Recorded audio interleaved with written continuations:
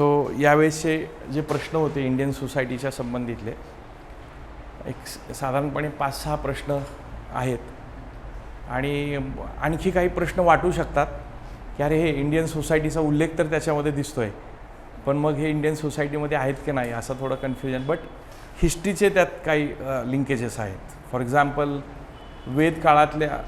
वेदाच्या संबंधितले वेद काळातल्या काही गोष्टीचा प्रभाव आज भारतीय समाजावरती कसा आहे, किंवा सल्तनत टाईमच्या संबंधितले काही इंटरॅक्शन्स त्याचे रिलेशन्स आत्ताच्या कॉन्टेम्पररी इंडियन सोसायटीमध्ये कशा प्रकारचे दिसत आहेत या अनुषंगाने काही प्रश्न. बट आम्हाला असं वाटतं ते हिस्ट्रीमध्येच ठेवलेलं बरं राहील.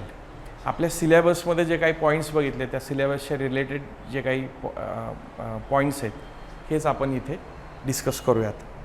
ओके, सो पेपर बघितला का सगळ्यात पहिल्यांदा? अगोदर माझा प्रश्न, किती जणांनी बघितला पेपर?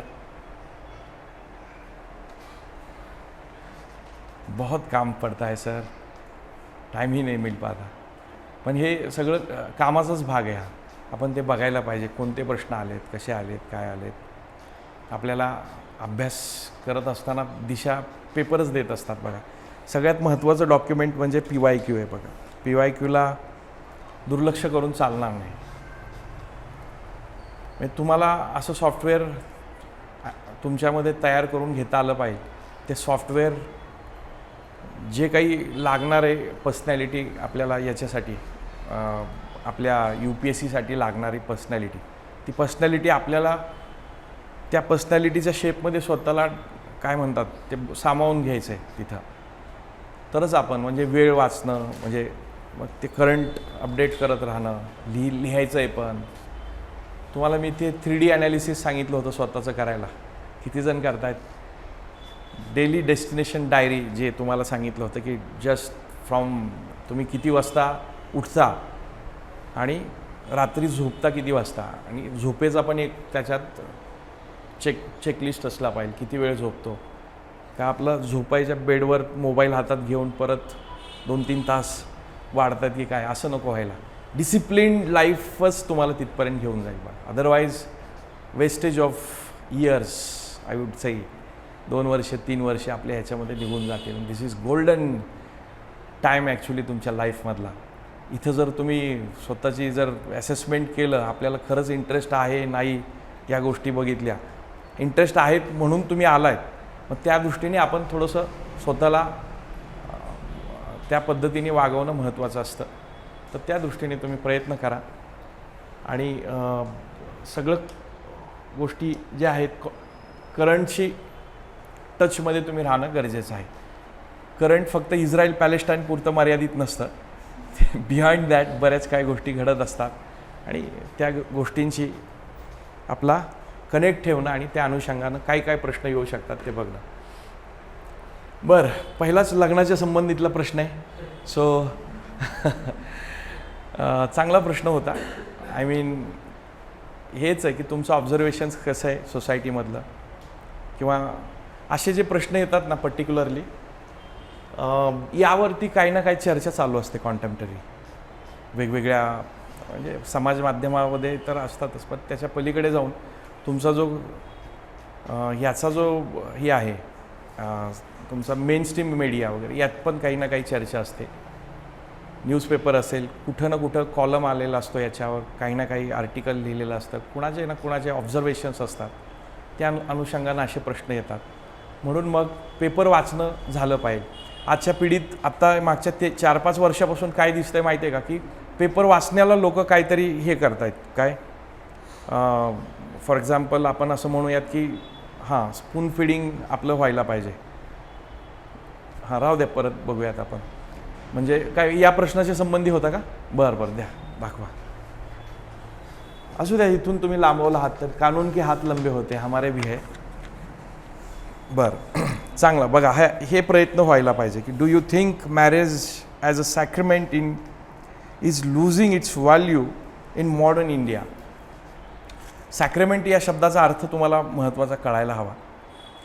नाही कळालं तरी बऱ्यापैकी हिंदी जर तुमची मावशी असेल आणि मावशीवर प्रेम तुमचं असेल तर 100% तुमच्या लक्षात येऊ शकेल त्या हिंदीवरती. अदरवाईज हिंदीचा दुस्वास केला की ते पण शब्द कळणार नाही. ओके, आहे तसे UPSC मधलेच मी शब्द घेतलेत दोन्ही भाषेतले, कि आपको लगता है कि आधुनिक भारत में एक संस्कार के रूप में विवाह अपना मूल्य खो रहा है.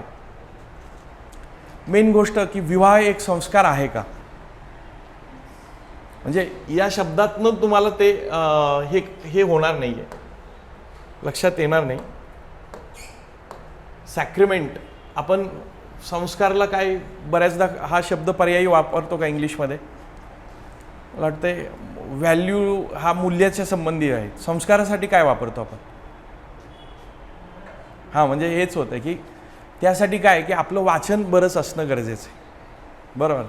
पण ठीक आहे, हिंदीतून आपल्याला तो शब्द सापडला की संस्कार, तर आपल्या हे लक्षात येणं गरजेचं आहे की majoritarian part of society Hindu society आहे, आणि जरी कन्वर्टेड काही सोसायटी असले तरी बऱ्याचशा काही रिच्युअल्स हिंदू सोसायटीमधले ते फॉलो करताना आपल्याला दिसतात.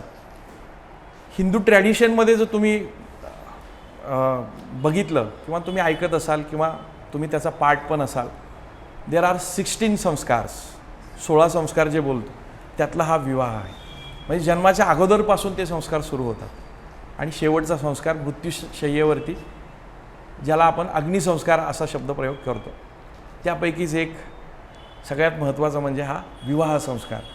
सगळ्यांसाठी हा तसा एकदम, काही लोकांसाठी म्हणजे सगळ्यांसाठी, मेजॉरिटीसाठी हा तसा औत्सुक्याचा आणि म्हणजे इंटरेस्टिंग पार्ट आहे विवाह संस्कार. आणि झाल्यानंतर काय होतं तेच आता इथे बघायचं आहे की विवाह संस्कार आणि त्या अनुषंगानं काय. यस, व्हॅल्यू सिस्टीम आहे का, तर आहे. सुरुवातीला वाचलं, हा प्रश्न वाचला त्यावेळेस माझ्या मनामध्ये 2 प्रकारचे थॉट प्रोसेस उभी राहिली या प्रश्नाला हे करत असताना. बट पहिला जो थॉट होता तो अगदीच छोट्या स्वरूपाचा होता. विवाह एक संस्कार आहेत, जसे 16 संस्कार केले जातात, म्हणजे जसं नामकरण विधी, कर्णछेदन असतो, विवाह संस्कार असेल, इतर शाळेमध्ये जात असताना त्या संस्कारापैकी उपनयन संस्कार, त्यातला शिक्षणासाठी जात असताना विद्यार्थी, हे सगळे संस्काराचा भाग आहे. ठराविक सोसायटीतल्या ठराविक वर्गामध्ये सध्या ते केले जातात, पण सुरुवातीला जर ऐतिहासिक संदर्भ तपासले तर ते सगळ्या सोसायटीमध्ये, अक्रॉस द सोसायटीमध्ये ह्या सगळ्या गोष्टी आपल्याला दिसत होत्या. मेजॉरिटीमध्ये आपल्याला ह्या गोष्टी दिसत होत्या. तर सध्या जर माझ्या मनात पहिला जो पार्ट उभा राहिला यातला, तो असा की विवाह त्या संस्कारासंबंधीच बोललं जाते की काय, म्हणजे सध्याचं मग विवाहाची पद्धती बदलली आहे का, म्हणजे विवाह आज कोर्ट मॅरेज केले जातात, किंवा जुन्या काळातले विवाह त्या सगळ्या विशिष्ट रिच्युअल्सला महत्त्व होतं, सप्तपदी असतील, हे असतील, आज सगळा तमाशा झालेला दिसतो विवाहामध्ये, बरोबर. DJ अमुक तमुक त्या यांना आणि सगळ्याच गोष्टी तिथं आपण बघतो. की मला असं वाटलं की तेवढा, पण मग नंतर मी असा विचार केला की एवढा लिमिटेड स्कोप कदाचित ह्याच्यासाठी नसेल. विवाह ॲज अ सिस्टीम म्हणून, मॅरेज सिस्टीमच्या अनुषंगानं आपल्याला विचार करायचा. सो मॅरेज जर तसं बघायला गेलं ना, हे ऐकायला थोडंसं हार्ड वाटेल, कानाला कडू वाटेल, बट काय आहे नेमकं मॅरेज, काय प्रकार आहे. तर मॅरेज एक प्रकारचं लायसन्स असतं फिजिकल रिलेशन ठेवण्यासाठी, बरोबर. संतती किंवा या सगळ्या गोष्टीसाठीचं हे लायसन्स आहे एक प्रकारचं. पण आपल्या कल्चरने त्याला एक सोहळ्याचं रूप दिलं, संस्काराचा भाग दिला त्याला. आय मीन हे एक वेगळ्या प्रकारचं एक आपण काय म्हणू शकतो, वे ऑफ थिंकिंग जे आपण कल्चरमध्ये बघतो की हे एक वे ऑफ थिंकिंग या अनुषंगानं आपण बघू शकतो. सो विवाह संस्काराच्या संबंधीचं काय आपण जर बघितलं तर विवाह नेमकं काय आहे, तर बघितलं तर हे शेवटपर्यंत निभावण्याचं काय आहे, एक प्रकारचं ते कमिटमेंट असते. याच जन्मी नाही तर काही चर्चा आपण बघतो की 7 जन्मापर्यंत ती कमिटमेंट असते, बरोबर आहे. पण आजकालच्या काळामध्ये, जुन्या काळात तसं बघितलं तर महिलांच्या दृष्टिकोनातून जास्त त्यांना, म्हणजे आपण म्हणू शकतो की अपॉर्च्युनिटीज नव्हत्या, फ्रीडम नव्हतं, की इकॉनॉमिक डिपेंडन्सी त्यांची असायची. आणि मग त्या दृष्टिकोनातून पॅट्रियार्कियल पॉईंट ऑफ व्ह्यू जर आपण बघितलं तर काही विशिष्ट निगेटिव्ह अँगलने, तर एक प्रकारचं लादलेल्या काही गोष्टी असायच्या. पण असंही आहे की ते शेवटपर्यंत जे आहे, शेवटपर्यंत घेऊन जाण्याची जी काही आपल्याला व्हॅल्यू आपल्याला दिसते, तर सोसायटीमध्ये या पण गोष्टी आपल्याला दिसतात. तर दोन बाजू आपण बघू शकतो की क्या आपको लगता है, याच्यामध्ये लगता है असंही आपण म्हणू शकतो की यस आय थिंकची एक बाजू असू शकते आणि दुसरी बाजू काय असू शकते की याच्या अगेन्स्ट पण काही मत असू शकतं. आता हे मॉडर्न इंडिया प्रत्येक शब्द त्या प्रश्नातला प्रत्येक शब्द आपण ॲड्रेस करायला हवा. मॅरेज, जसं माझ्या मनात दोन पार्ट उभे राहिले होते की फक्त लग्न हा विषय का लग्न संस्था हा विषय, बरोबर, त्या दृष्टीने याचा विचार करायचा.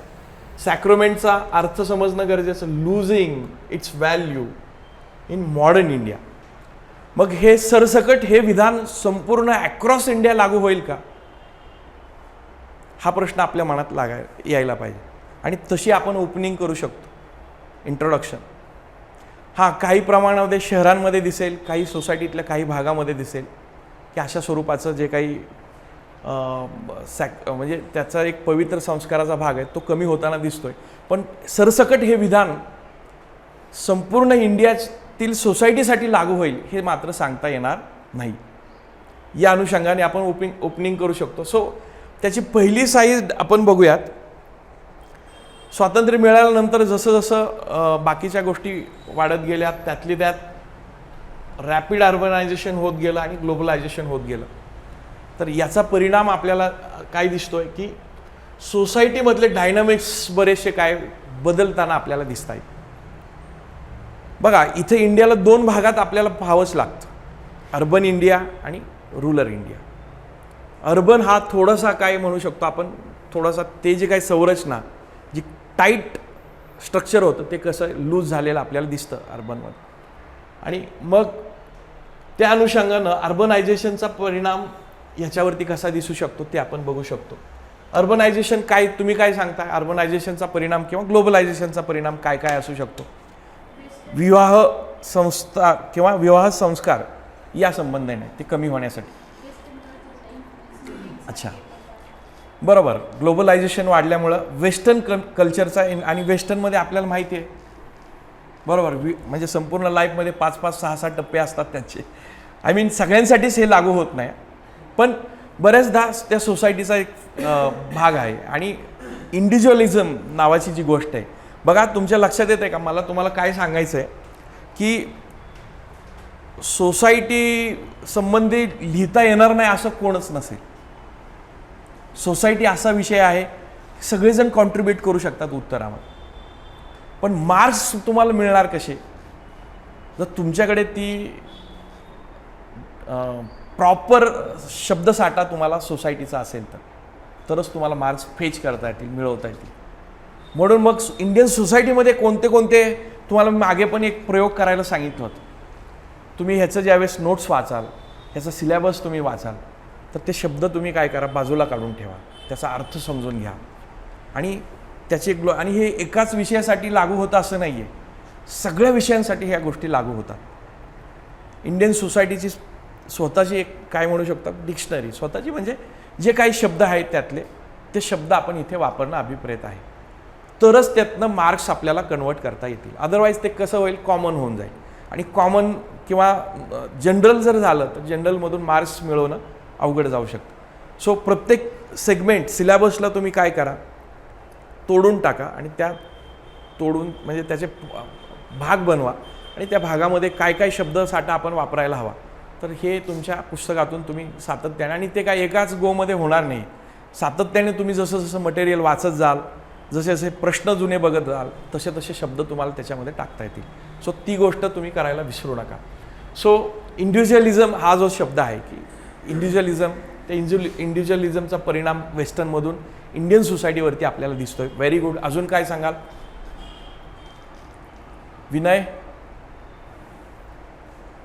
विनयच ना, मी विसरलो नाही ना, विनेश सॉरी. हां, शहरामध्ये हे प्रमाण आहे, आंतरजातीय विवाहाचं प्रमाण आहे, बरोबर. म्हणजे जुन्या काळामध्ये सजातीय विवाह पद्धती होत्या. अजून काय सांगताय? हां, सोशल नॉर्म्स बदलत आहेत, सोसायटीमध्ये बदल होत आहे. अगोदर कसं होतं की लग्न झालंय आणि मग ते शेवटपर्यंत गेलंच पाहिजे, मग त्या लग्नामध्ये किती जरी त्रास झाला, किती जरी डोमेस्टिक व्हायलन्स झाला, किती जरी काही गोष्टी त्या चुकीच्या घडत असतील किंवा मॅच होत नसतील थॉट प्रोसेस, बरोबर आहे, तरी पण त्या पारतंत्र्यात राहण्याची अगोदर मोठ्या प्रमाणामध्ये ही होती. पण आत्ता कसं झालं, एज्युकेशन झालं, शहरीकरणामध्ये, ग्लोबलायझेशनमध्ये एज्युकेशनच्या संधी वाढल्या. एज्युकेशनमुळे काय झालं, थॉट प्रोसेस ब्रॉड झाली आणि मग लोक, आणि सगळ्यात महत्त्वाचं इकॉनॉमिक इंडिपेंडन्स उभा राहिलं, त्यात जॉब मिळाले, बरोबर, महिलांना जॉब मिळाले. अगोदरच्या काळात सगळ्यात महत्त्वाची इकॉनॉमिक डिपेंडन्सी होती. त्यामुळं त्याच पद्धतीनं आणि जसं राहील तसं ठेविले काय हां, मग ती प्रोसेस किंवा त्या ह्याचा जास्त भाग असायचा दैवाचा, आणि हां मी माझ्या ह्याच्यात लिहिलेलं आहे आणि हे असंच असणार आहे. तर हे जे आहे ना, या प्रोसेसला काय झाला, छेद द्यायचा प्रयत्न याच्यातून दिसतोय. हां,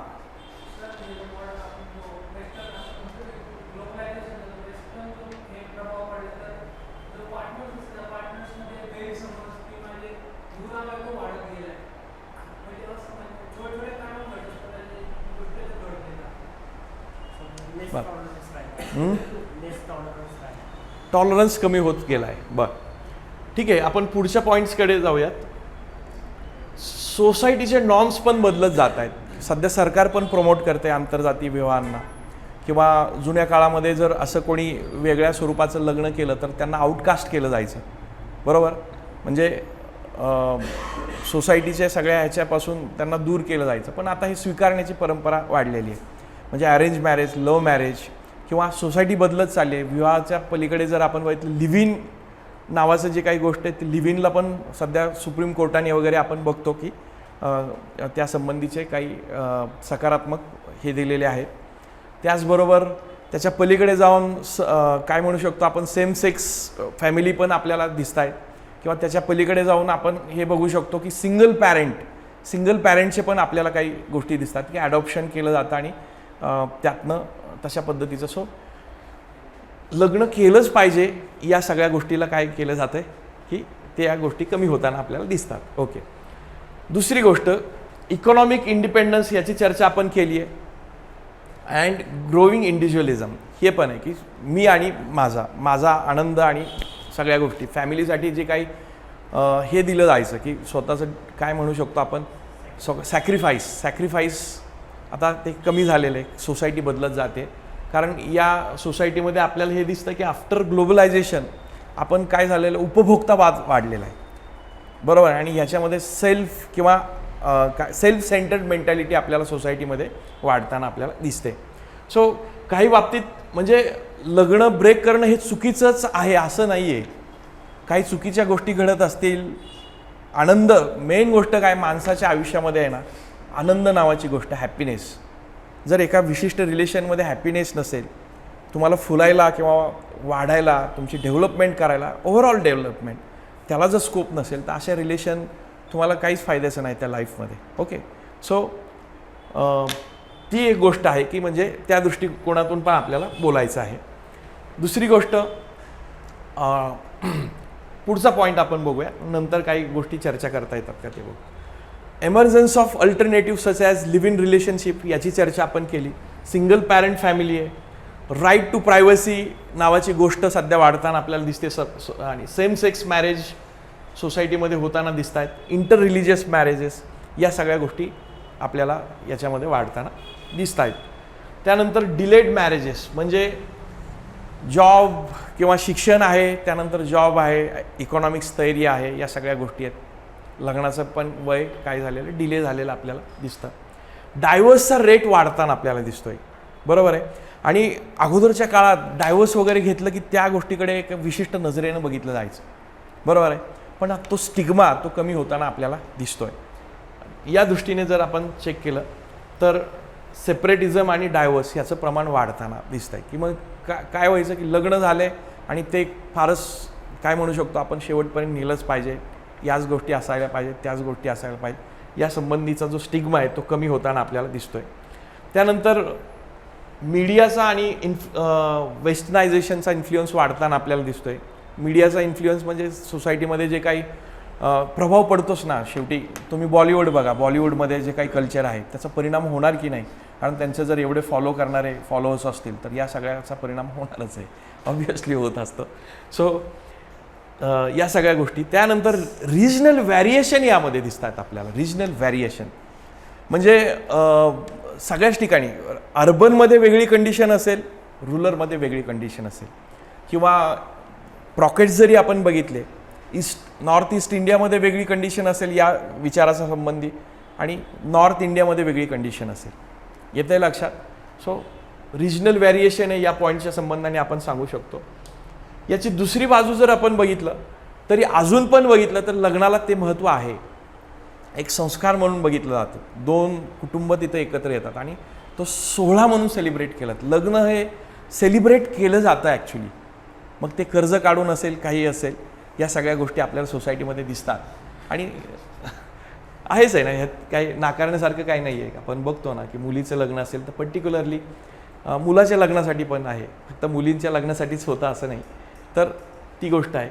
त्यानंतर रिलिजियस सँक्शन्स. समजा जर कोणी जर वेगळ्या जातीमध्ये, वेगळ्या ह्याच्यामध्ये, तर या दृष्टीने रिलिजियन सँक्शन्स काही लावले जातात. बरोबर आहे. आउटकास्ट किंवा इतर बहिष्कार अशा स्वरूपाचं आपल्याला दिसतं. त्यानंतर सोशल सँक्शन्स ऑन मॅरेजेस. म्हणजे नाही म्हटलं तरी सोसायटीची मोहर लागते की तुम्ही ते विशिष्ट चौकटीत विवाह केला तर सोसायटीचा त्याच्यावरती काय असतो, एक ठप्पा असतो की चला, काय म्हणू शकतो आपण, नाही का, की यस डन, असं बरोबरचं साईन आपण बघू शकतो. फॅमिलीज. मेन गोष्ट काय आहे की आपल्या इंडियन सोसायटीमध्ये फॅमिली हा त्याचा बॅकबोन आहे.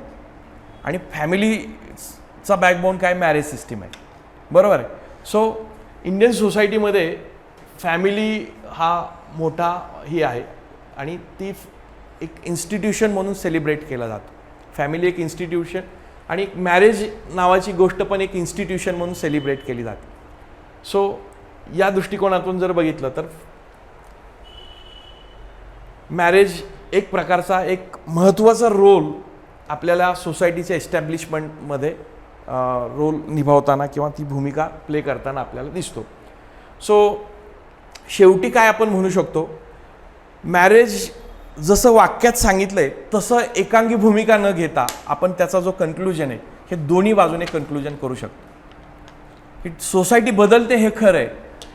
काही प्रमाणामध्ये अर्बन पॉकेट्समध्ये किंवा समाजातल्या शिकलेल्या, सुशिक्षित असलेल्या वर्गामध्ये तो संस्कार म्हणून बघितला जात नाही, ही गोष्ट पण खरी तितकीच आहे. पण लार्ज सोसायटी काय आपल्याला दिसते की एक संस्काराचा भाग म्हणूनच या गोष्टीकडे बघताना आपल्याला दिसते. या नोटवर आपण ह्याचा एंड करू शकतो. सो महत्त्वाची गोष्ट काय की आपण जसे पॉईंट्स त्याचे बघितले होते, साधारणपणे आपल्या इंडियन सोसायटीचे एक 10-12 पॉईंट्स आपण डिस्कस केले होते, त्याचा अभ्यास केला होता. सो त्याच्यामध्ये जर आपण बघितला तर इंडियन सोसायटीमध्ये हे सगळे पॉईंट्स बघत होतो.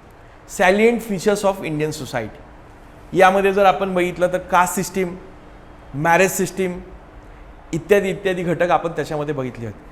तुम्हाला मी हे पण म्हणालो होतं की यातल्या काही सब पॉईंट्स आहेत, सिलेबसला डिवाईड केलं सब टॉपिक्समध्ये, तर त्या सब पॉईंटवरती पण तुम्ही काही ना काही एक्सपेक्ट करू शकता आणि तसेच प्रश्न येताना आपल्याला दिसतात.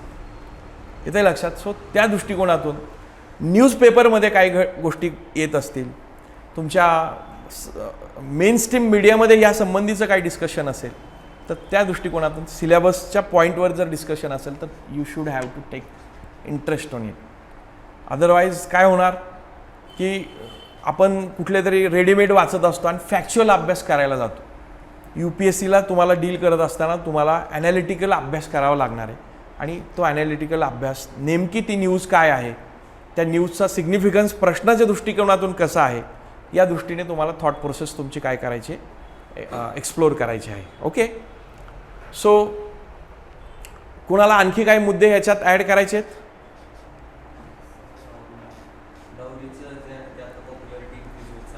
हां हां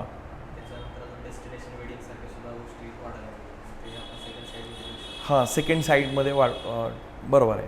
डेस्टिनेशन वेडिंग वगैरे सेलिब्रेट केलं जातं आहे. कुठले? सॉरी. हां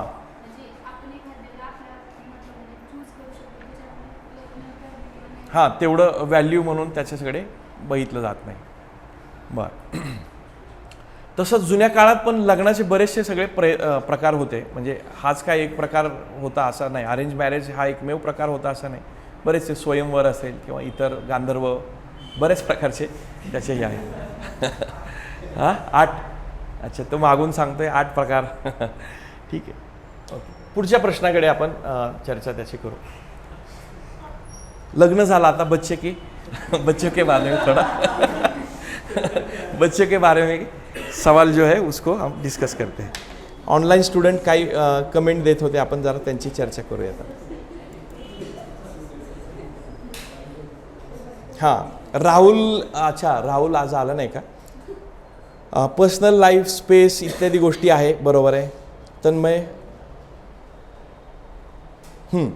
तन्मयने एक पॉईंट सांगितला आहे की काही गव्हर्नमेंटने अशा स्वरूपाची हे केले, आंतरजातीय विवाहासाठी काय केले, इन्सेंटिव्ज वगैरे काही हे केले 50,000 इंटरकास्ट मॅरेजेससाठी. आणि आवश्यक आहे या सगळ्या ज्या गोष्टी आहेत, जुन्या पद्धतीने ज्या काही बंधनं सगळ्या गोष्टी होत्या त्या दृष्टीने. सो ऑनलाईन स्टुडंट तुमचे ओपिनियन पण वेलकम आहे. बरं, हा एक महत्त्वाचा पॉईंट आहे. सध्या जर आपण बघितलं लहान मुलांच्या संबंधीचे काही बरेचसे प्रश्न सध्या नवीन युगामध्ये आपल्याला भेडसावताना दिसतात. चाइल्ड कडलिंग, अगेन या शब्दाचा अर्थ आपल्याला माहीत असणं गरजेचं आहे. Child cuddling is now being replaced by mobile phones. Discuss it's impact on socialisation of children. पहिल्या प्रश्नाला आपल्याला अनुमोदन द्यायचंच आहे, किंवा थोडंसं आपण एंड करत असताना त्याच्या अगेन्स्ट थोडंसं गेलं तरी चालेल. चाइल्ड कडलिंगचा अर्थ काय की दुलारणा. आता ह्या शब्दाला पण UPSCनं हा शब्द वापरला. दुलारणा म्हणजे काय की खेळवणं, लहान मुलांना खेळवणं जे आहे, लहान मुलांची जे काही वेळ त्यांना देऊन त्यांचे जे काही संगोपनामध्ये जे काही त्यांना खेळवलं जायचं त्याच्या जागी आता काय हे घे आणि इथे काही त्रास देऊ नको, बरोबर आहे. मग ते काय करतं आहे की ते हुशार आहे आणि मग त्या संबंधी आमचा बाबू बघा की कसं त्याला सगळंच जमतं आहे, सगळ्याच गोष्टी किंवा काय अशा सगळ्या गोष्टी आपण त्या मोबाईलच्या संबंधी ह्याचं कौतुक केलं जाते आणि त्याचा परिणाम काय होईल ते येणाऱ्या 10-20 वर्षांनी कळेल. ज्यावेळेस याचा परिणाम किंवा किंबहुना ह्याचा परिणाम जे Y2K जनरेशनमध्ये ट्रान्झिशन फेजमध्ये असणारी जी पिढी होती त्या पिढीत पण आपल्याला दिसलेला आहे त्याचा परिणाम, की काय नेमकं एक्सेसिव्ह यूज ऑफ जे टेक्नॉलॉजी आहे. टेक्नॉलॉजी दुधारी तलवार आहे बघा, दुधारी तलवार म्हणजे 2 साइडेड सोर्ड ज्याला आपण बोलतो, की ती कशी चालवायची हे तुमच्या लक्षात आलं पाहिजे. आणि ती जर योग्य प्रकारे चालवली तरच त्याचा फायदा आपल्याला घेता येईल. अदरवाईज तुमची सगळी सोसायटी ही कोलॅप्स होऊ शकते. बघा काय होऊ शकतं की आता नेमकी परिस्थिती आहे, आपल्याला स्टार्ट करत असताना लहान मुलांना खेळवण्याच्या ऐवजी मोबाईल फोन्स दिले जात आहेत. या वाक्याच्या अनुषंगाने का दिले जात आहेत या अनुषंगाने आपण स्टार्ट करू शकतो. काय कारणं असू शकतात? वर्किंग फॅमिली, सगळ्यात महत्त्वाची गोष्ट, फॅमिलीचं काय झालं आहे, न्यूक्लिअरायझेशन झालं. न्यूक्लिअर फॅमिली तयार झाली. न्यूक्लिअर फॅमिलीमध्ये दोघेच जण, आई वडील वगैरे तिकडे गावी किंवा किंवा वेगळ्या पद्धतीने. मग हे दोघेच जण जर एखादं अपत्य झालं तर मग सुरुवातीला वेळ दिला जातो, पण नंतरच्या काळामध्ये कामाचा स्ट्रेस, काम ऑफिसपर्यंतच थांबत नाही, आज ते घरात येतं, बेडरूममध्ये येतं आणि मग त्या मुलाला वेळ देता येत नाही. मग कामाची मीटिंग वगैरे चालू आहे, दोघं पण काम करतात, अशा वेळेस तो मोबाईल त्या मुलाच्या हातात दिला जातो. आणि मोबाईलमध्ये पण मग चाइल्ड सेंट्रिक काही ॲप्स आहेत, यूट्यूब किड्स असतील किंवा गेम्स असतील, इतर काही जे आहेत. आणि या अनुषंगानं मग काय केलं जातं की ते मुलगा तासनतास तो याच्यामध्ये बघतो, वर्क होतो. सो आपण ह्या 2-3 मुद्दे सांगू शकतो की या सगळ्या गोष्टीमुळे मोबाईलचा वापर वाढतोय. याला जर तुम्हाला काही डेटा प्रोव्हाइड करता आला तर तो वेल अँड गुड. म्हणजे फॅक्च्युअल डेटा कधी पण आपण ज्यावेळेस अशा प्रश्नाची उत्तरं देईल तर आपण मार्क्स कधी जास्तीत जास्त काढू की जर आपण इव्हिडन्सेस प्रोव्हाइड करता आले आन्सर्समध्ये. समजा जर स्मार्टफोन किती प्रमाणात पर्क्युलेट झालेत असा जर कुठला डेटा तुमच्याकडे असेल तर त्याचा फायदा तुम्हाला उत्तरामध्ये लिहिल्यामुळे होऊ शकेल. सो तसा तुम्हाला एव्हिडन्स देता येतो का तुम्ही तो चेक करा. जगभरामध्ये कोणीतरी एक सर्वे केला होता की साधारणपणे 10 ते 14 वयोगटामध्ये जी मुलं आहेत त्यांच्यातले 76% मुलांकडे हे स्मार्टफोन्स किंवा मोबाईल फोन्स आहेत. सो ऑब्वियसली याचा इम्पॅक्ट, आता ही गोष्ट आहे, ही केल्यानंतर पुढचं काय आपल्याला सांगायचं आहे, discuss it's impact on socialisation of children. हे सोशलायझेशन नावाचं एक फार महत्त्वाचा पॉईंट आहे. मुलांचं सोशलायझेशन म्हणजे काय हे आपल्याला माहिती पाहिजे, तरच आपण या अनुषंगाने लिहिणार आहे. काय सोशलायझेशन? मिक्सिंग होणं, सोसायटीतल्या मुलांबरोबर मिक्सिंग होणं, सोसायटीमध्ये मिक्स होणं. पण मोबाईल हातात असल्यावर ते काय घराच्या बाहेर निघत नाही, बरोबर आहे. एकतर सध्याचं हे बघितलं आपण, शहरामधलं जर हे बघितलं तर फ्लॅट सिस्टीम आहे, फ्लॅट, आणि मग शेजारच्याशी पण संवाद नसतो. अशा वेळेस तो जो मुलगा आहे तो एक प्रकारचा ॲसेट आहे, रिसोर्स आपण बोलतो, ह्युमन ॲज अ रिसोर्स आपण कन्सिडर करतो. आणि तो मुलगा ज्यावेळेस तासन तास त्या मोबाईलमध्ये वेळ घालवणार, त्यामुळे काय होणार, सोसायटीमध्ये त्याचं काय होणार आहे, सोशलायझेशन होणार नाही. या अनुषंगाने निगेटिव्ह इम्पॅक्ट्स त्याचे काय काय असू शकतात बघूया. मेन गोष्ट म्हणजे जास्तीत जास्त वेळ जर तो मोबाईलमध्ये व्यस्त असेल, तो किंवा ती, तर पॅरेंट आणि चाइल्डमधला जो बॉन्ड असायला पाहिजे तो बॉन्ड कसा असेल, वीक स्वरूपाचा असेल. तो बॉन्ड आपण बघतो की रिड्यूस्ड इंटरपर्सनल बॉन्ड्स आपल्याला दिसतात. दुसरी एक महत्त्वाची गोष्ट की ती एकलकोंडे होताना दिसतात ती मुलं. जास्तीत जास्त जर टेक्नॉलॉजीच्या आहारी गेले तर ते जास्त मुलांमध्ये मिक्स होत नाही, त्यांच्यामध्ये तो कॉन्फिडन्स राहत नाही, आत्मविश्वासाची कमतरता असते. मुलांमध्ये नेतृत्व गुण किंवा इतर ज्या काही गोष्टी डेव्हलपमेंटसाठी आवश्यक असतात सोसायटीतल्या, ते सगळे कमी झालेले दिसतात आणि आयसोलेशन वाढतं. त्यानंतर दुसरे काही प्रॉब्लेम्स आहेत की जास्त वेळ बघा, मुलांची शिकण्याची जी प्रवृत्ती असते ही कुणामधून असते, ते बघत असतात सोसायटीमध्ये. त्यांच्या वयोगटातली जर मुलं मुली असतील, ते कसे बोलतात, ते कसे वागतात, आणि ते ऐकून ते बोलणं शिकत असतात, वागणं शिकत असतात. या सगळ्याचा परिणाम काय होणार की delayed speech and language development हा पण मुद्दा असणार. कारण ते जर इतर त्यांच्या वयस्कांमध्ये ते जर मिक्स होत नसतील सोसायटीतल्या इतर ग्रुपबरोबर, कारण मोबाईलचा अतिरेक, या सगळ्या गोष्टीचा परिणाम आपल्याला दिसू शकतं. दुसरं की पर्सनॅलिटीची डेव्हलपमेंट होणार नाही. मल्टी डायमेन्शनल पर्सनॅलिटी कशी तयार होणार?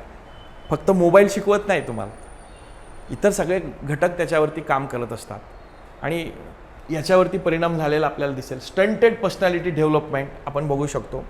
देन डिक्रीज इमोशनल इंटेलिजन्स कसं आहे की मोबाईलमध्ये तुम्ही सांगाल की हां वेगवेगळे ॲप आहे, कॅल्क्युलेशनचे अमुक आहे, तमुक आहे, सोलार सिस्टीम आम्ही दाखवू, हे करू, ते करू, अभ्यासाचे वेगवेगळे ॲप आहेत. पण इमोशनल इंटेलिजन्स हा सोसायटीमध्ये राहूनच उभा राहतो. तो इमोशनल इंटेलिजन्स कसा असेल, कमी असेल, आणि जगण्यासाठी हा आवश्यक आहे. बघा, एक रिसर्च असं सांगतो, माणसाला ओव्हरऑल फिजिकली जर आपण बघितलं तर माणूस हा भावावरती जगत असतो, म्हणजे काय, इमोशन्सवरती जगत असतो. More than 70 to 75% emotions play करत असतात रोल. म्हणजे त्याला चतकोर भाकरी जरी असेल तरी चालेल, पण 3 कोर काय पाहिजे, भाव पाहिजे, इमोशन्स पाहिजे. हे इमोशन्स महत्त्वाचे. देन दुसरी महत्त्वाची गोष्ट म्हणजे सायबर बुलिंग. समजा तो मुलगा जर बघत असेल मोबाईलमध्ये, तो मोबाईलमध्ये काय बघतोय काय नाही किती वेळ वॉच ठेवणार तुम्ही, बरोबर आहे. ह्याच्यामध्ये सायबर बुलिंगचे प्रकार होताना दिसतात. आणि दुसरी महत्त्वाची गोष्ट, इनॲप्रोप्रिएट कंटेंट त्याच्यामध्ये असू शकतात. म्हणजे असा एक रिसर्च USA मध्ये झाला होता की लहान मुलांचे हे लावून द्यायचे व्हिडिओज, आणि त्याची फ्रिक्वेन्सी वाढत गेली, त्याला सवय लावत गेला की मधून ॲडल्ट कंटेंट त्याच्यामध्ये हे करायचं. आणि म्हणजे असे कॉर्पोरेट विचार करतायत की जास्तीत जास्त मुलांना अशा प्रकारची सवय लावून आपले ते जे काही बिझनेस आहेत ते वाढवण्याची त्यांचं ही आहे. आणि या अनुषंगानं काही रिसर्च पुढे आलेले आहे.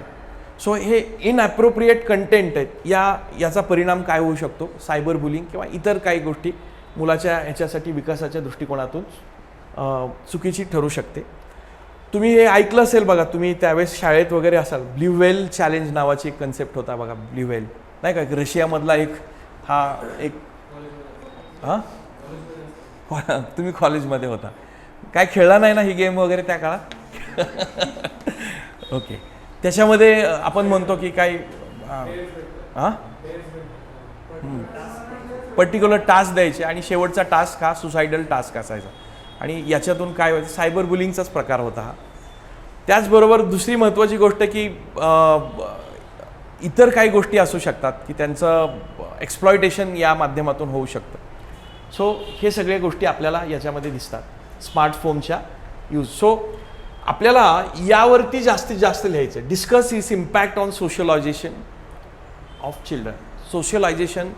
सोशलायझेशन जे व्हायला पाहिजे, सामाजिकीकरण, त्या सामाजिकीकरणावरती या सगळ्या गोष्टीचा कसा प्रकारचा परिणाम होतोय हे बघायचं आहे. आणि मुलं तशी हट्टी होताना दिसत आहेत बघा. म्हणजे मोबाईल वगैरे नाही दिला तर ते फारच आदळआपट करताना. माझ्या एका ओळखीचं एक कुटुंब होतं, तो मुलगा जेवतच नाही, मोबाईल लावून द्या तरच जेवण मी करेन. दुराग्रह जो आहे तो यातनं वाढताना आपल्याला दिसतो. ओके, सो आपल्याला एंड करताना काय करायचं? हां हां बोला. हां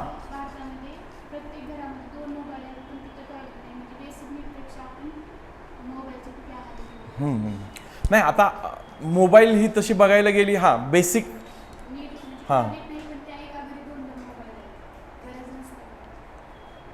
आवश्यकता नसताना, पण आपण या पॉईंट्समध्ये कसं आपण टाकणार आहोत? हां मोबाईलचं वापराचं प्रमाण वाढलेलं आहे अशा स्वरूपात बोलू शकतो आपण. ओके, इंडियन सोसायटीच्या पॉईंट ऑफ व्ह्यूनेच आपल्याला बोलायचं. आपल्याला असा डेटा हे करता येईल म्हणून आपण अजून एक सवय काय लावून घेतली पाहिजे. जसं आता आज आपण डिस्कस काय केलं होतं की आपण एक डिक्शनरी तयार करायची सिलेबसच्या, एखाद्या इंडियन सोसायटीची एक डिक्शनरी की कोणते कोणते शब्द आहे आणि ते मला वापरायचे. तसंच जो इव्हिडन्सेस महत्त्वाचे असू शकतात, रिपोर्ट्स असू शकतात, काही फॅक्ट्स असू शकतात, त्या फॅक्ट्स पण जर आपण लिहून घ्यायची आपल्याला सवय लागली, नोटिंग करायची सवय लागली आणि ती रिवाईज करायची सवय लागली तर आपण कुठेही त्या उत्तरामध्ये काय करू शकतो, पुट करू शकतो. त्याचा फायदा आपल्याला उत्तर चांगलं करण्याकरिता 100% होऊ शकते. सो आपण एंड कसा करू शकतो बघा. बॅलन्सिंग टेक्नॉलॉजी एंड करत असताना की महत्त्वाची गोष्ट काय की आपण चिल्ड्रनला टेक्नॉलॉजीचा ॲक्सेस देणं गरजेचं आहे, पण ॲट द सेम टाईम आपला वॉच पण असणं गरजेचं आहे की कशा स्वरूपाचा हे चालू आहे, वापर कसा करतात मुलं फार हुशार आहेत. तुम्ही काय वॉच ठेवणार त्यांच्यावरती? म्हणजे अगदीच लहान मुलं नाही, पण थोडीशी मोठं झालेली मुलं काय ते सापडू शकत. माझ्या जवळचं म्हणजे एक फार जवळचं एक उदाहरण बघा, मी तुमच्याशी शेअर करतो, कारण आपण we are the part of that society आणि हे सगळं आपण एक्सपिरियन्स करतो आहे. जुन्या काळात बघा, तुम्ही त्यावेळेस कॉलेजला किंवा शाळेमध्ये असाल त्यावेळेस मोबाईल फोन्स एवढे पेनिट्रेट झाले नव्हते, पण त्यावेळेस इंटरनेट वगैरे कुठे होती, सायबर कॅफे वगैरे असायचे. आणि एक मुलगा इथं पुण्यातल्या नुमोवीमध्ये अगदी 97-98% पास करून अतिशय डायनामिक पर्सनॅलिटी त्या मुलाची, कविता, स्पीच असेल, अभ्यास असेल, सगळ्याच लेवलला तो वरती असणारा मुलगा. मग आईवडिलांची काय इच्छा की बाबा पुढे अजून चांगलं शिक्षण आपल्याला कसं देता येईल.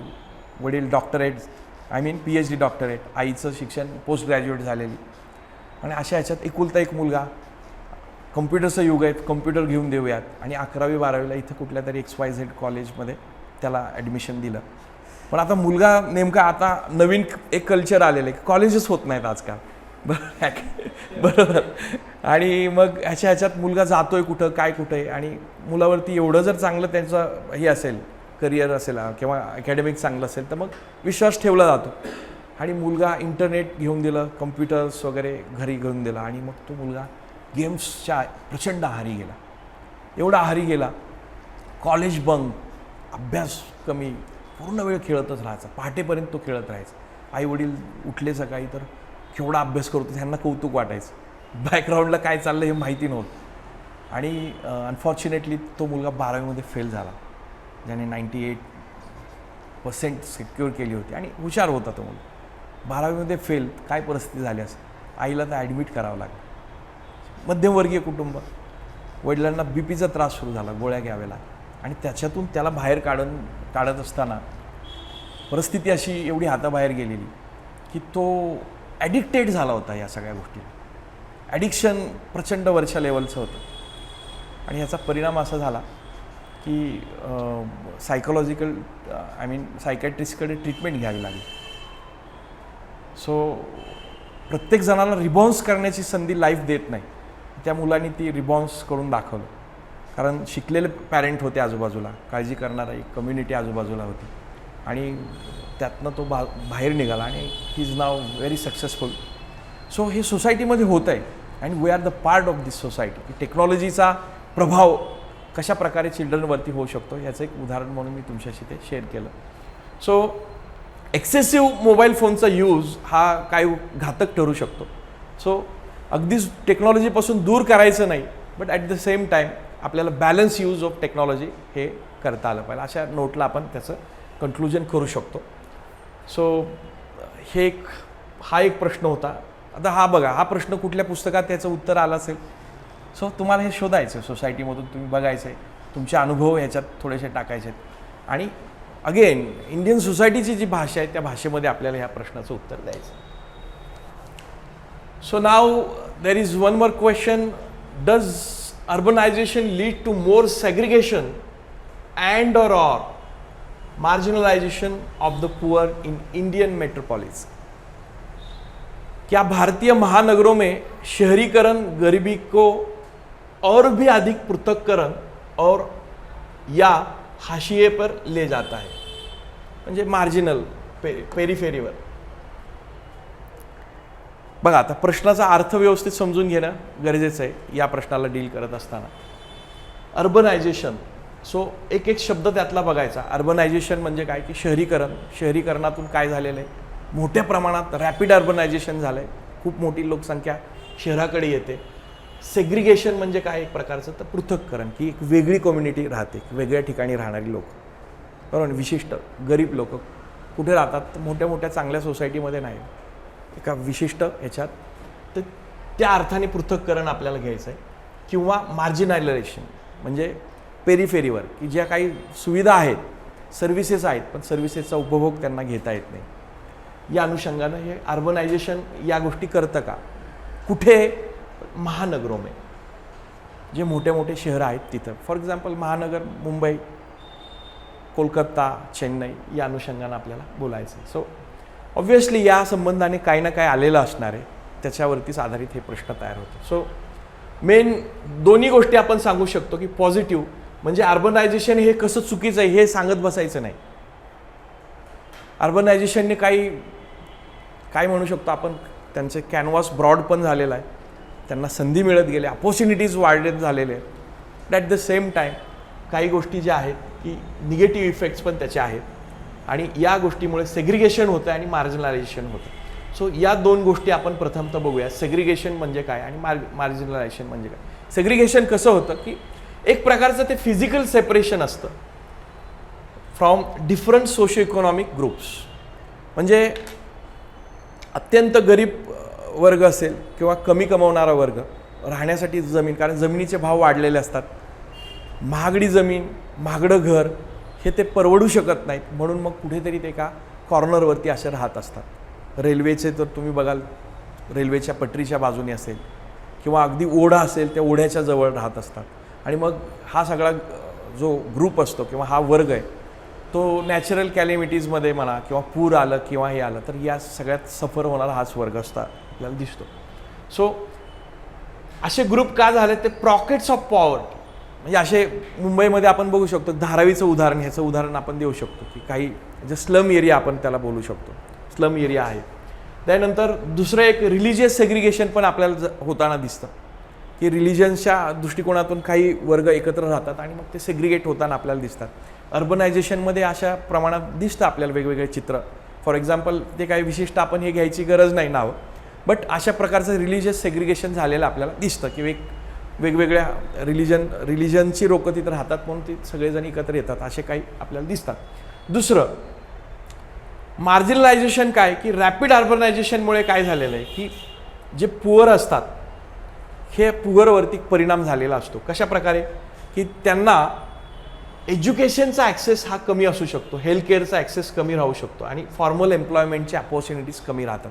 फॉर एक्झाम्पल आपल्याकडे फार मोठ्या प्रमाणात कन्स्ट्रक्शन वर्क होतं. मला तुम्ही सांगा, कन्स्ट्रक्शन वर्क हा परमनंट शहरामधला कामगार असतो का? त्यांच्या फॅमिलीला घेऊन कुठून तरी परराज्यातून आलेला असतो. त्यांच्या मुलाच्या एज्युकेशनचं काय? शेवटी एक फॅमिली पुढच्या पिढीसाठीच काहीतरी करत असते. जर बेसिक एज्युकेशन चांगल्या प्रकारे तर त्यांना मिळालं नाही, त्याच्या या सर्व्हिसेस त्यांना जर मिळाले नाही तर ते मार्जिनलायझेशनच्याच ह्याच्यावरती जातात. सो ही उदाहरणं आपण त्याच्यात देऊ शकतो. देन पॉलिटिकल मार्जिनलायझेशन कसं होतं की त्यांना मग त्यांचं मत किंवा त्यांच्या या गोष्टी एक पॉलिटिकली रिप्रेझेंट करणारे पण कोणी नसतात. पण समजा बाहेरून मायग्रेट झालेला वर्कर असेल त्याचं मतदान पण इथं असत नाही. सो पॉलिटिकल मार्जिनलायझेशन दिसतं आपल्याला. एन्व्हायरमेंटल मार्जिनलायझेशन कसं आपण बघू शकतो की एन्व्हायरमेंटचं डिग्रेडेशन होतं आहे, त्याचा इम्पॅक्ट यांच्यावरती होताना आपल्याला दिसतो की चेंजिंग एन्व्हायरमेंट असेल त्या मग फ्लड सिच्युएशन असेल किंवा इतर जे काय असतील त्याचा परिणाम याच्यावर झालं. एन्व्हायरमेंटचं मग बाकीचं महागाई वाढत असेल, समजा जर क्लायमेटमध्ये काही बरेचसे चेंजेस, आता यावर्षी पाऊस कमी आहे, सो विशिष्ट काही पेरणी वगैरे झालेली नाहीत, तर त्याचा परिणाम काय होणार आहे, जे काही तुमचा फूड सप्लाय असणार आहे ते फूड सप्लाय महाग होणार आहे, त्याचा परिणाम हा सफर करणारच ना वर्ग. ओके, तो आपण बघू शकतो. हाऊसिंग चॅलेंजेस याची आपण चर्चा केली. जमीन महाग आहे, कारण महानगर विस्तारच जरी असलं तरी ते फार मोठी किमती असतात, त्यामुळे हाऊसिंग चॅलेंजेस असतात. ट्रान्सपोर्टेशन अँड इन्फ्रास्ट्रक्चर पण महाग झाला. आता मेट्रोसारख्या याच्यामध्ये नाही तो हे करू शकत, परवडू शकत नाही अशा वर्गाला. सो हे इन्फ्रास्ट्रक्चर आणि ट्रान्सपोर्टेशन याच्यावरती पण परिणाम आपल्याला दिसतो. सो कन्क्लुजनमध्ये आपण बघू शकतो की या सगळ्या गोष्टीमुळे सेग्रिगेशन अँड मार्जिनलायझेशन झालेलं आहे गरिबांचं, बट याच्याच बरोबर त्यांना अपॉर्च्युनिटीची विंडो ओपन झालेली आहे. खूप मोठ्या अपॉर्च्युनिटीज पण त्यांना मिळत आहेत. सो या दृष्टिकोनातून हे कमी करण्यासाठी मग गव्हर्नमेंटच्या स्कीम्स असायला पाहिजे किंवा इतर जे काही लोकल सेल्फ गव्हर्नमेंट असेल किंवा या दृष्टिकोनातून जर पॉलिसीज तशा प्रकारच्या बनल्या आणि याच्यामध्ये इन्क्लुझिव्ह गव्हर्नन्स जर मोठ्या प्रमाणात आणलं तर हे जे काही चॅलेंजेस उभे राहिलेत या चॅलेंजेसला आपण काय करू शकतो, उत्तर देऊ शकतो. या नोटवर आपण ह्याचा एंड करू शकतो किंवा कन्क्लुजन करू शकतो. ओके, सो डायनामिक क्वेश्चन्स आहेत, प्रचंड डायनामिक क्वेश्चन्स आहेत. आणि या डायनामिक क्वेश्चन्स या स्टेजवर जे कोणी नवीन असतील विद्यार्थी त्यांनी अजिबात टेन्शन घ्यायचं कारण नाही. कारण अगदी सुरुवातीला तुम्ही ज्यावेळेस अशा प्रकारचे प्रश्न बघाल तर हे बाउन्सर्स जाणार, पण जसं जसं तुमचा अभ्यास वाढत जातो तर याला डील करता येतं. तुम्ही जसे आता आपण जसा तो प्रयोग केला होता की प्रत्येक दिवशी 2-2 प्रश्न आपण लिहून घ्यायचो, मोस्ट ऑफ द टाईम आपण 2-2 प्रश्न लिहून घेतलेले. सो तशी सवय लावा, डेली तुम्ही लिहिलंच पाहिजे. ज्यावेळेस ह्याचे 50-60 प्रश्न ज्यावेळेस लिहून तुमचे होतील त्यावेळेस तुम्हाला असा कॉन्फिडन्स आहे की आपल्याला लिहिता येते, फक्त जरा लिहिण्यासाठी डेटा थोडा कमी पडतो. मग तो कमी पडणारा डेटा कुठला आहे हे शोधायचा आणि त्या दृष्टीने थोडासा अभ्यास वाढवायचा. लिहिण्यामध्ये फरक पडला आहे जरा, आपण 1 महिन्यानंतर मला वाटतं भेटतोय आपल्या लेक्चरमध्ये. ती जी काही लिहिण्याची पद्धती तुमची कंटिन्यू झाली, सर सांगत होते मला. सो मग फरक पडला आहे का, जे विशेषतः नवीन विद्यार्थी आहे, जयदीप लिहिताय ना नक्की? हे लिहिणं गरजेचं आहे. सो पुढच्या प्रश्नाकडे आपण जाऊया. Why is caste identity in India both fluid and static? फक्त काही शब्दांचाच प्रश्न आहे, पण या शब्दांचा अर्थ आपल्याला समजणं गरजेचं आहे. कास्ट आयडेंटिटी या शब्दाला फोकस करा. इंडियामध्ये कशी फ्लुइड आहे आणि स्टॅटिक आहे. ते सगळे हे सायंटिफिक वर्ड आहेत, बट त्याचाही अर्थ आहे काय आपण हिंदीत की जातीय अस्मिता गतिशील और स्थिर दोनों ही क्यों है, असं भाषांतर UPSCने केलेलं आहे. म्हणजे फ्लुइड म्हणजे काय की स्टॅटिक स्वरूपात जात जे आहे की जात स्ट्रक्चर अजून तसंच मजबूत आहे, याला तुम्ही काय म्हणणार, स्टॅटिक. आणि फ्लुइड म्हणजे काय, ते थोडंसं ढिलं झालंय, आंतरजातीय विवाह व्हायला लागलेत, लोक एकमेकांमध्ये मिक्स व्हायला. जुन्या काळात कसं असायचं की अनटचेबिलिटी वगैरे या सगळ्या गोष्टी असायच्या, बरोबर आहे. या सगळ्या गोष्टी कमी झालेल्या आपल्याला दिसत आहेत. सो त्या अर्थाने आपल्याला काय घ्यायचं, फ्लुइड या शब्दाचा अर्थ घ्यायचा, गतिशील. ओके, सो बऱ्याचदा हा प्रश्न जर समजला नाही तर लिहिणं फार अवघड आहे बघा या प्रश्नात, मला असं वाटतं. बरं, फ्लुइडिटी आपण या अर्थाने आपण बघू. फ्लुइडिटी काय सांगतो, सोशल मोबिलिटी. सो जसं जसं शिक्षण वाढत गेलं, नवीन पॉलिसीज येत गेल्या, भारत बदलत गेला, त्या सगळ्याचा परिणाम काय झाला की बऱ्याचशा फॅमिलीज किंवा काही इंडिव्हिज्युअल्स हे काय झाले की कास्टमध्ये अप आणि डाऊन अशा स्वरूपाची मोबिलिटी वाढलेली आहे. याचं कारण असं की कास्टमधली जी हायरार्की आहे यात म्हणजे काय इंटरकास्ट, इंटर रिलिजन, पर्टिक्युलर इंटरकास्टच्या स्वरूपातले आपल्याला बोलायला हवं की इंटरकास्ट मॅरेजेस वाढलेले आहेत. त्यानंतर इंटरकास्ट आपण म्हणू शकतो की गिव्ह अँड टेक वाढलेलं आहे, इंटरकास्ट फ्रेंडशिप, या सगळ्या गोष्टी वाढलेल्या आहेत. याचं कारण काय आहे तर एज्युकेशन हे कारण आहे, इकॉनॉमिक सक्सेस हे कारण आहे, अर्बनायझेशन हा एक महत्त्वाचा फॅक्टर आहे. कारण अर्बनायझेशनमध्ये या गोष्टी नाहीत, गावात असतील पण अर्बनमध्ये हे आल्यानंतर या गोष्टी कमी होताना आपल्याला दिसतात. देन इंटरकास्ट मॅरेजेस, या सगळ्या गोष्टीमुळे सोशल मोबिलिटी वाढलेली आहे. सो हे फ्लुइडिटीमध्ये हा पॉईंट आपण टाकू शकतो. Second point, reservation policies.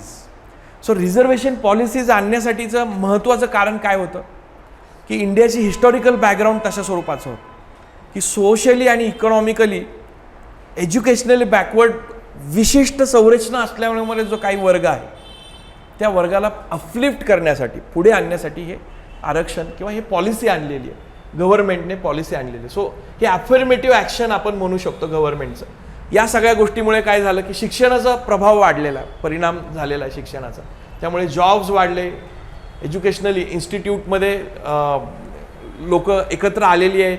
त्यानंतर या गोष्टीमुळे मार्जिनलाइज कास्ट ज्या होत्या त्या अपलिफ्ट झालेल्या आपल्याला दिसतात. सो रिझर्वेशन पॉलिसीच्या अनुषंगानं आपण बघू शकतो. अर्बनायझेशन, यस, अर्बनायझेशनमध्ये प्रचंड एक मेल्टिंग पॉट असतो अर्बनायझेशन. तिथं सगळ्याच गोष्टी अशा, ते संरचना गावाकडची काय झालेली असते अशी लूज झालेली असते आणि त्याच्यामुळे काय की डायव्हर्स कास्ट आहेत ह्या एकत्र राहत असतात, ते एकत्र काम करत असतात आणि ते क्लोज प्रॉक्झिमिटीमध्ये ज्या काही जुन्या ज्या गोष्टी आहेत ते टाकून देऊन पुढे जाण्यासाठी काम करत असताना आपल्याला दिसतात. सो हे पॉईंट्स आपण काही ठराविक पॉईंट्स याच्यात हे करू शकतो. स्टॅटिक स्ट्रक्चरमध्ये काय बघू शकतो की कल्चर अँड सोशल नॉर्म्स तसेच आहेत अजून बरेचसे.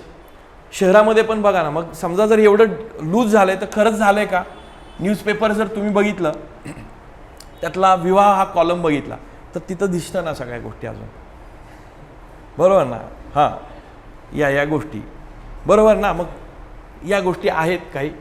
Culture and social norms, traditional norms and customs associated with caste are still prevalent. So काही भागामध्ये, काही देशातल्या काही भागामध्ये ह्या गोष्टी अजून पण तशाच स्वरूपात आहेत, म्हणून हे स्टॅटिक आहे हे आपण म्हणू शकतो. सो असा जर काही कुठे प्रयत्न झाला इंटरकास्ट मॅरेजेसचा वगैरे तर ऑनर किलिंगसारखे भयानक प्रकार होताना आपल्याला दिसतात. हो, हे स्टॅटिक सोसायटीचंच आपल्याला हे लक्षण दिसतं. Then political and economic factors कुठले आहेत? सो पॉलिटिकल फॅक्टर तर महत्त्वाचे आहेत. आता आज जाती आधारित काय झाली, मतपेढी तयार झाली. सो मग जाती आधारित लोक सगळे एकत्र येताना दिसत आहेत. सो कास्ट नावाची गोष्ट आणखीनच मजबूत होताना आपल्याला इथे दिसते.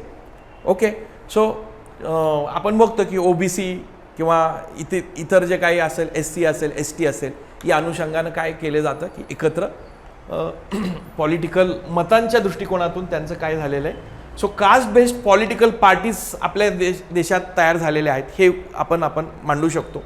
आणि त्यांचे इंटरेस्ट काय आहेत की सिग्निफिकंट रोल इंडियन पॉलिटिक्समध्ये ते प्ले करताना दिसतात आणि जाती ह्या घट्ट होताना दिसतात. ओके, देन दुसरी महत्त्वाची गोष्ट काय, social stigma. So social stigma अजून पण काय प्रिव्हॅलंट आहे मोठ्या प्रमाणात. इंटरकास्ट वगैरे हे केलं तर आउटकास्ट काही ग्रामीण भागामध्ये वगैरे ह्या सगळ्या गोष्टी आपल्याला त्याचा मोठ्या प्रमाणावर परिणाम दिसतो. आणि मग पुढे ते लग्न जमवणं आणि या सगळ्या गोष्टी आता मी परत अजून डीपमध्ये एक्सप्लेन करायची आवश्यकता नाही. या सगळ्या गोष्टी किती परिणाम त्याचा करतात हे आपण बघतो. त्यानंतर एंडोगॅमी म्हणजे काय की जातीतल्या जातीत लग्न करणे. So to marry within our own caste किंवा देअर ओन कास्ट, या सगळ्या गोष्टीमुळे हे स्टॅटिक नेचर कास्टचं काय होतं हे अजून मोठ्या प्रमाणामध्ये घट्ट होताना आपल्याला दिसतं. सो हे पॉईंट्स आपण याच्यामध्ये टाकू शकतो. So fluidity and static nature हे लक्षात आलं ना, कशा स्वरूपात आपल्याला ह्याला डील करायचं होतं. मोस्ट ऑफ द टाईम जर फार जास्त कळालं नाही तर अशा प्रकारच्या प्रश्नामध्ये समजा अर्थच त्याचा समजला नाही काय लिहायचं तर जास्त वेळ न घालवता जिथं चांगलं लिहिता येईल अशा प्रश्नाकडे आपण लक्ष देणं गरजेचं आहे. सो पुढचा एक प्रश्न बघा, explain why suicide among young women is increasing in Indian society. So हा प्रश्न असाच येणार नाही. याचं कारण असं आहे की काही ना काही डेटा आलेला असेल, या संबंधातली कुठली ना कुठली न्यूज आलेली असेल.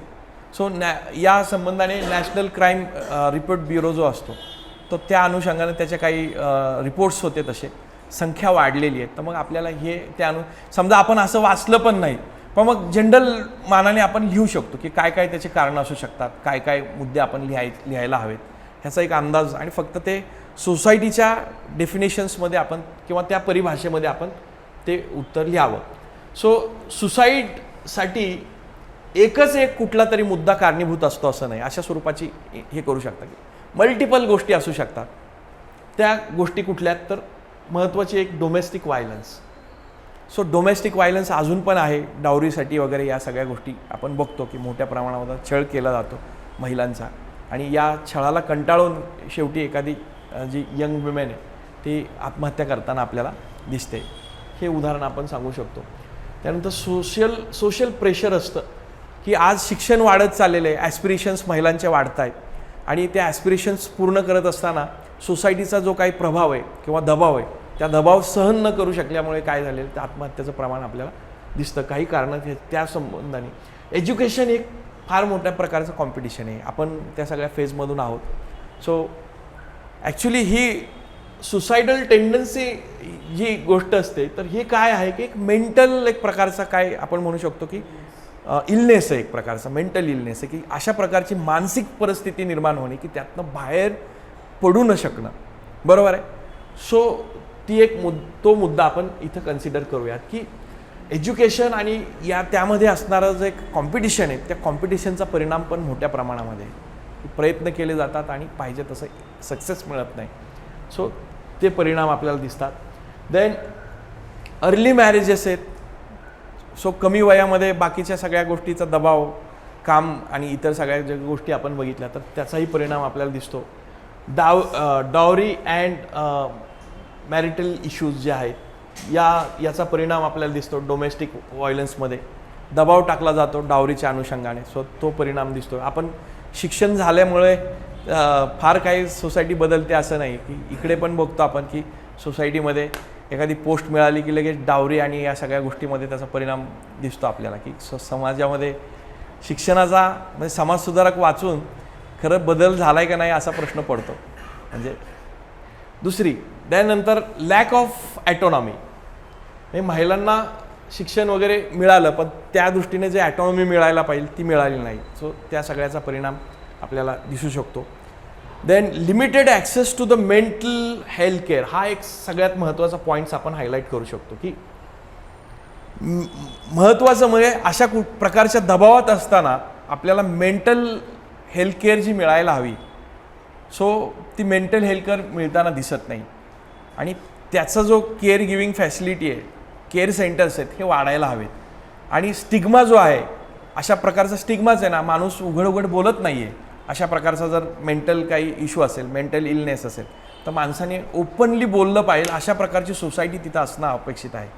बरोबर आहे. आणि त्यातनं मग आपण बघतो दीपिका पदुकोणचं एक उदाहरण आपण बघू शकतो की तिने मोठ्या प्रमाणामध्ये ते सांगायला सुरुवात केली आणि ही फार चांगला मूव होता तिचा की तिनं हे सांगितलं, ओपनली सांगितलं. हे ओपननेस सोसायटीमध्ये असणं गरजेचं आहे. आणि यातनं हे जे प्रश्न आहेत हे प्रश्न आपल्याला काय करता येतील, कमी करता येतील. आणि किंवा सोशल हेल्थ केअर आणि ओपनली बोलल्यामुळे जी काही योग्य केअर टेकिंग आहे किंवा हेल्थ फॅसिलिटी ती आपल्याला देता येऊ शकते. देन टेक्नॉलॉजी आणि सोशल मीडिया. तर बघा टेक्नॉलॉजी, सायबर बुलिंगचा प्रकार याच्यात पण आपल्याला दिसतो. सेक्स्टॉर्शन असेल किंवा सायबर बुलिंगचा प्रकार असेल किंवा सोशल मीडियाचा परिणाम नकारात्मकता येते आणि लाईफमध्ये असं त्या सगळ्या निगेटिव्ह गोष्टीचा परिणाम होतो आणि आयुष्य संपवलं जातं. देन अर्बनायझेशन आणि आयसोलेशन. अर्बनायझेशनमध्ये पेस आहे, मोठ्या प्रमाणावर गती आहे आणि याच्यामध्ये जो काही स्ट्रेस, मेन गोष्ट काय आपण याच्यात फोकस केली पाहिजे की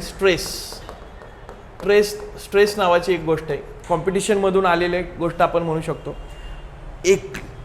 एकलेपणाची भावना यातून आलेला स्ट्रेस आपण म्हणू शकतो. सो हा जो स्ट्रेस आहे, हा स्ट्रेस सहन न करणं हे याच्यामध्ये येतं आणि हे अर्बनायझेशनमधून मोठ्या प्रमाणात होतं, आयसोलेशनमधून मोठ्या प्रमाणात होतं. अगोदरच्या काळामध्ये कसं जॉईंट फॅमिली असायच्या, जॉईंट फॅमिलीमध्ये माणसं बोलली जायची, काही ना काही. ते जे आहे ना कॅथॉर्सिस व्हायचं. कॅथॉर्सिस म्हणजे काय की जे काही भावना अशा हे झालं असेल त्याचं विरेचन होणं गरजेचं असायचं. सो याला स्कोप कमी राहिलेला आहे. सो या सगळ्या गोष्टीमुळे आपल्याला हे परिणाम होताना दिसतात.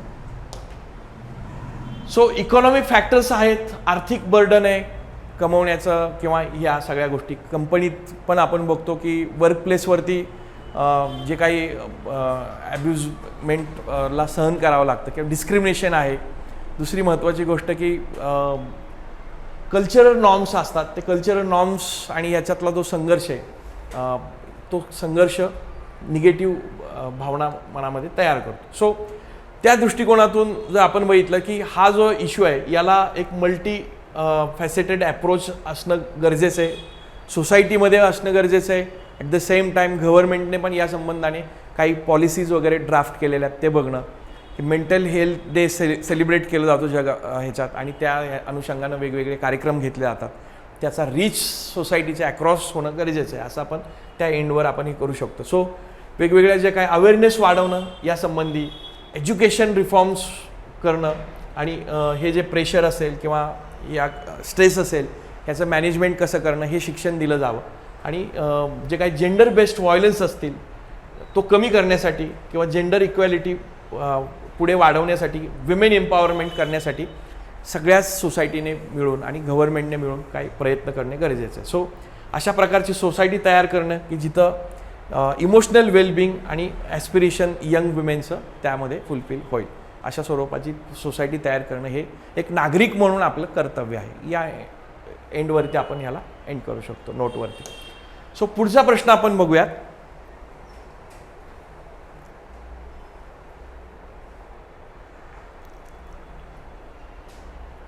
ऑनलाईन स्टुडंट बराच वेळ मला तुमच्या कमेंटकडे लक्ष देता नाही आलं, बट ठीक आहे, मी ह्या सगळ्या वाचतो आणि नंतर आपण थोडंसं डिस्कस करूयात. सो पुढचा प्रश्न आपण बघूयात. Why did human development fail to keep pace with economic development in India? So human development आणि इकॉनॉमिक डेव्हलपमेंट या दोन गोष्टीमध्ये फरक आहे की फक्त GDP वाढल्याने ह्युमन डेव्हलपमेंट होईलच असं नाही.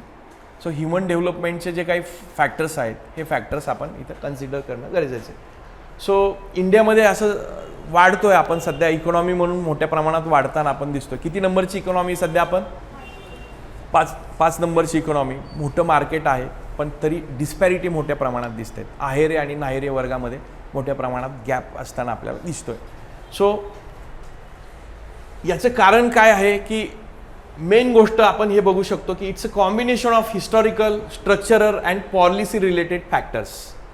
सगळ्याच गोष्टी आहे की समजा इकॉनॉमी वाढली आहे, इकॉनॉमीची जी काही फ्रूट्स आहेत हे फ्रूट्स सोसायटीमध्ये समान प्रमाणात सगळीकडे पर्क्युलेट व्हायला पाहिजे होते, पण ते विशिष्ट ठिकाणी जास्त प्रमाणात रीच त्यांचं आहे. काही ठिकाणी डिप्रायव्हेशन अजून पण आपल्याला दिसतं. त्याचं कारण याच्यामध्ये दिसतं की हिस्टॉरिकल आणि स्ट्रक्चरल किंवा काही प्रमाणात पॉलिसी रिलेटेड फॅक्टर्स याच्यामध्ये आहेत. अशा यांनी सुरुवात करू शकतो.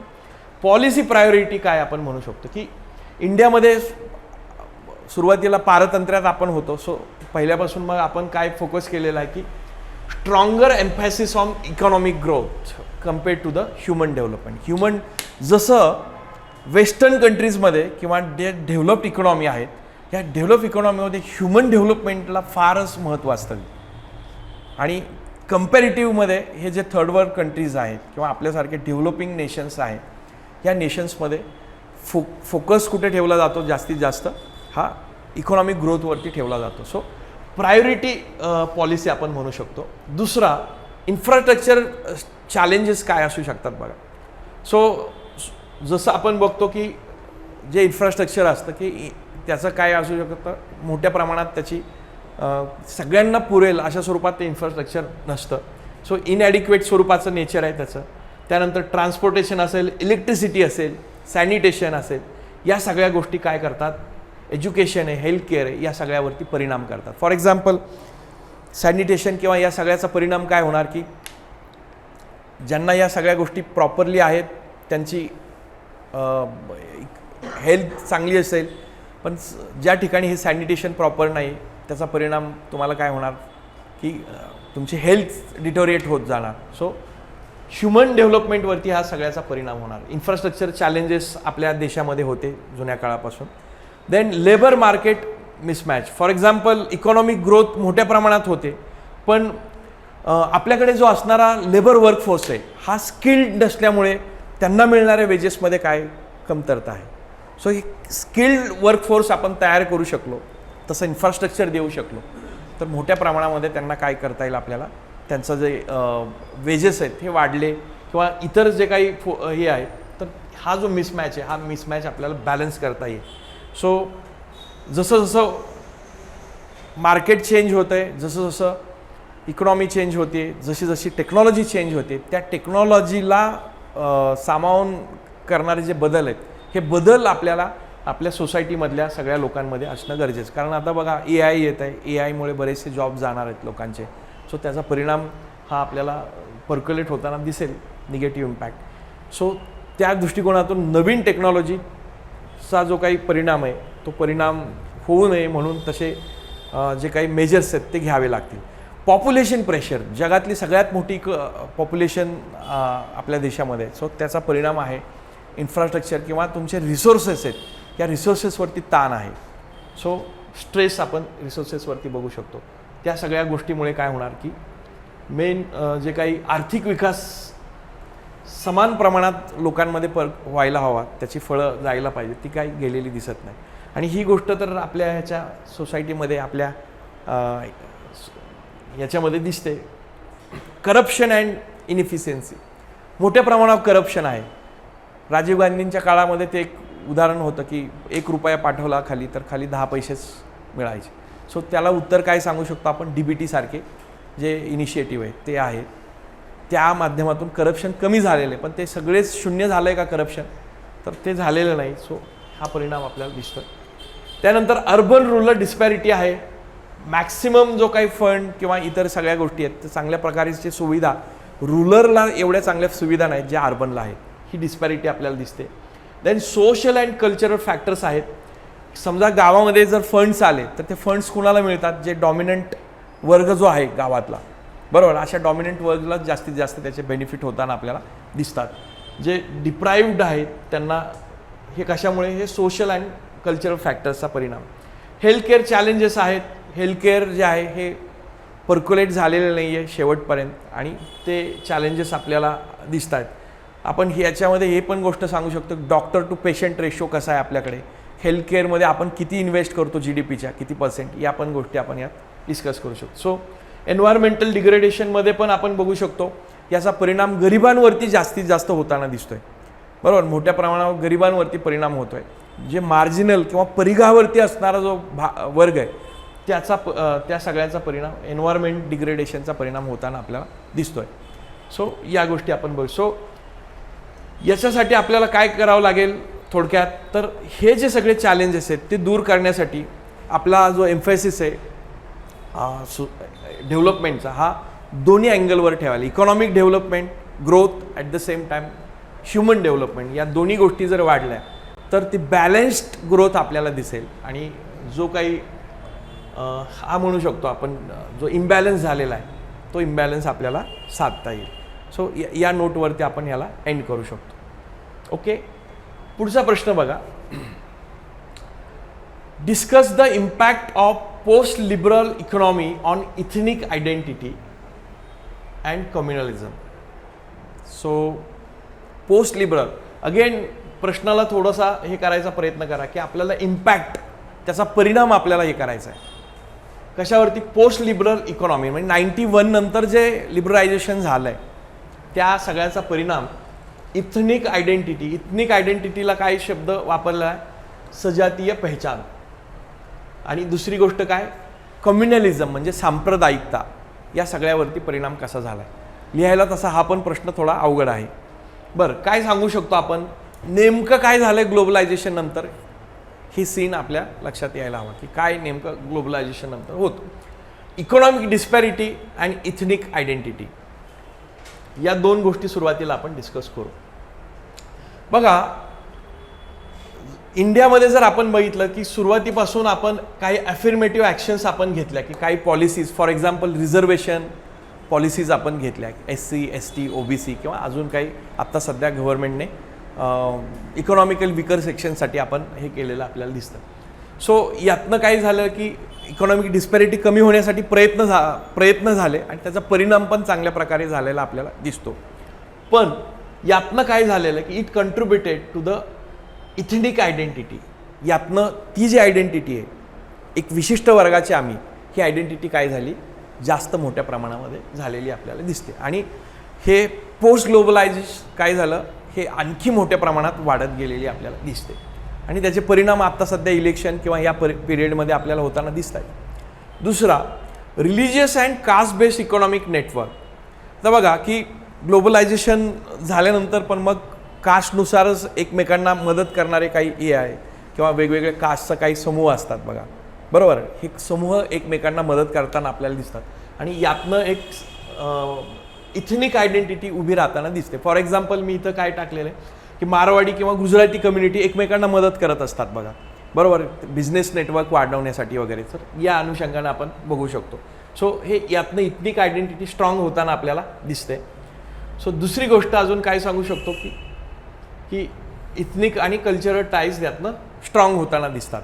देन कम्युनलिझमवरती परिणाम कसा झाला, मेन गोष्ट रिसोर्सेस कॉम्पिटिशन आपण कन्सिडर करू शकतो की 91 नंतर मोठ्या प्रमाणामध्ये बिझनेस वगैरे वाढल्यानंतर रिसोर्सेसच्या कॉम्पिटिशनसाठी दोन रिलिजनमध्ये मोठ्या प्रमाणावर काय झाले, कॉम्पिटिशन सुरू झाली. यातनं काही कम्युनल टेन्शन्स उभे राहताना आपल्याला दिसलं. उदाहरण आपण बघितलं तर अहमदाबादमध्ये वगैरे किंवा राजस्थानमध्ये जयपूरमध्ये जे काही राईट्स झाले होते ते राईट्स आपल्याला याच्यामधून आपल्याला बघता येतं.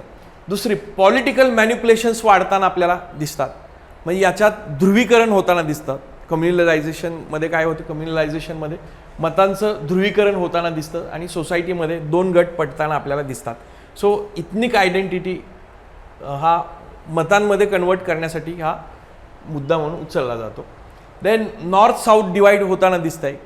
सध्या जर आपण बघितलं की नॉर्थ स्टेट आणि साऊथ स्टेट याच्यामध्ये डिवाईड झालेला आपल्याला दिसतोय. सो इंडियामध्ये जर बघितलं तर मोठ्या प्रमाणात डिस्पॅरिटी दिसते बघा नॉर्दर्न आणि सदर्न स्टेट्समध्ये. तो नॉर्थ साऊथ डिवाईड आपल्याला यामध्ये दिसेल.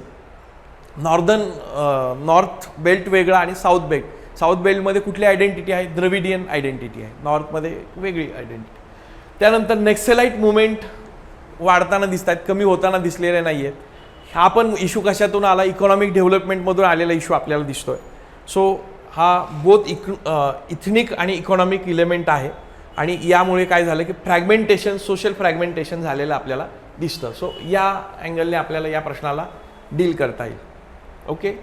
सो कम्युनलिझम बघा, प्रश्न कसे असे मिक्स होऊन येताना दिसते. कम्युनलिझम सेपरेट टॉपिक आहे पण इथं काय आलेलं आहे, इथनिक आणि इथनिसिटी आणि कम्युनलिझम अशा एकत्र प्रश्न आपल्याला आलेला दिसतोय. सो हे सगळे प्रश्न आपण डिस्कस केलेले आहेत.